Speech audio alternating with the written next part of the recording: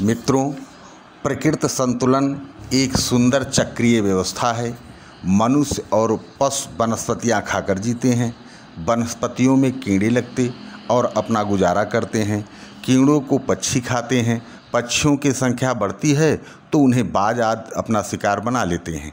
पशु बढ़ते हैं तो उन्हें सिंह और बाघ आदि ऐसे हिंसक जानवर ठिकाने लगा देते हैं। इस प्रकार देखा जाए तो एक तरह की ये सुसंबद्ध श्रृंखला चलती रहती है।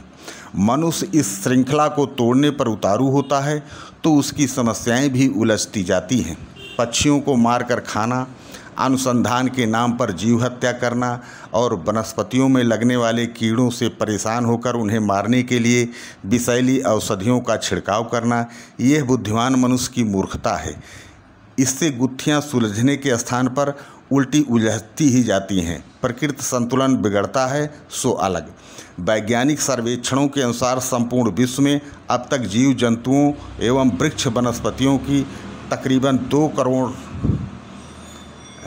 से अधिक जातियां ज्ञात की जा चुकी हैं, जबकि इनकी कुल अनुमानित संख्या 5 करोड़ से भी अधिक है। प्रकृति चक्र के संतुलन के लिए बैक्टीरिया, वायरस एवं अमीबा जैसे एक कोशीय जीवों से लेकर मनुष्य तक तथा एल्गी फंजाई से लेकर पेड़ पौधों तक का अपना महत्व है।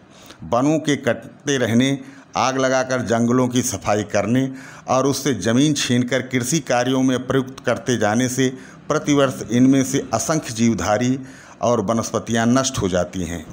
मानवीय दुर्बुद्धि के कारण सील, व्हेल, वालरस, सी लायंस, सी एलिफेंट जैसी समुद्री प्रजातियों, हाथी, गैंडे, कस्तूरी मृग, शुतुरमुर्ग जैसे प्राणियों की संख्या अंगुलियों पर गिनने योग्य शेष बची है।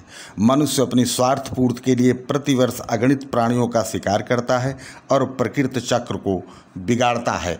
लोरिस नामक बंदरों और बिज्जू नामक जानवरों को सौंदर्य प्रसाधन और सुगंधित तेलों के निर्माण के लिए मार दिया जाता है। खरगोश प्रयोगशालाओं में गिनीपिग के रूप में प्रतिवर्ष करोड़ों की संख्या में आहत होते रहते हैं।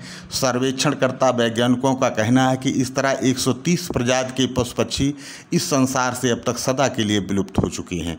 जीवों को विनष्ट करने का क्रम यदि इसी प्रकार चलता रहा तो अगले 25 वर्षों में विभिन्न किस्म के पशु पक्षियों की 300 से अधिक प्रजातियों के विलुप्त हो जाने की आशंका है।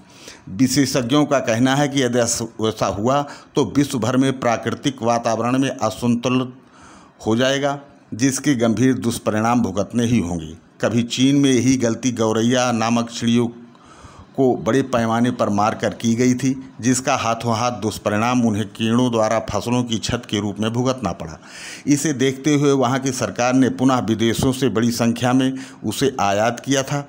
ऐसी ही एक घटना का वर्णन फ्रेड हायल ने an account with the future नामक पुस्तक में किया है। उन्होंने अफ्रीका के एक स्थान विशेष के वन का उल्लेख करते हुए लिखा है कि जब वहाँ शेर का शिकार बड़े पैमाने पर किया जाने लगा तो शेरों की संख्या कुछ ही वर्षों में अप्रत्याशित रूप से घट गई। इनके घटने से हिरणों की संख्या असाधारण रूप से कुछ वर्षों में बढ़ गई। इनके बढ़ने से उस क्षेत्र की कृषि पर बुरा असर पड़ा। वे फसलों को चट करने लगे, जिससे किसानों को आर्थिक संकट का सामना करना पड़ा। बाद में पुनः शेरों को अन्यत्र से लाकर वहाँ के वन में छोड़ा गया, तभी किसानों को इस विपदा से मुक्ति मिल सकी और हिरणों की संख्या नियंत्रित हो सकी। साथियों, प्रकृति का जीवन सूत्र है कि जियो और जीने दो। मित्रों, प्रकृति सुंदर और स्वस्थ रहे, हम सब भी सुखी रहें तो हमें प्रकृति के घटक पशु पक्षी पेड़ पौधों को अकारण मारना काटना बंद करना होगा। जल को प्रदूषण से बचाएं, अधिक से अधिक पेड़ पौधे लगाएं।